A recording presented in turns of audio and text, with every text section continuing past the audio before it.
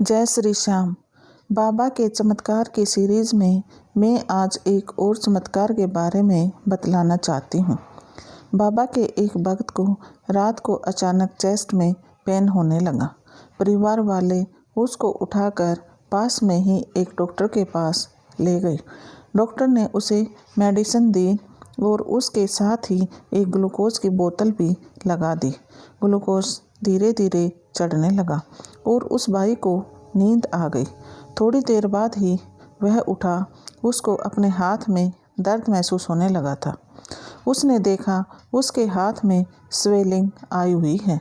Doctor भी समझ गया था कि कुछ गड़बड़ हुई है, इसलिए उसने उनको घर भेज दिया और कहा कि अब तुम ठीक हो, घर जाकर आराम करो। लेकिन सुबह तक वह हाथ उसका नीला हो चुका था। उसके परिवार वाले उसको तुरंत बड़े हॉस्पिटल में लेकर गए।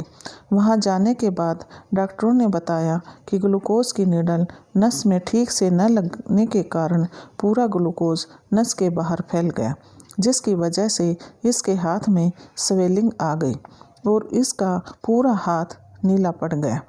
4 दिन तक उस भाई को एडमिट रखा और उसके हाथ को ठीक करने की भरपूर कोशिश की, लेकिन अंत में डॉक्टर इस निष्कर्ष पर पहुँचे कि हाथ काटना पड़ेगा, क्योंकि पूरा हाथ नीला पड़ चुका था।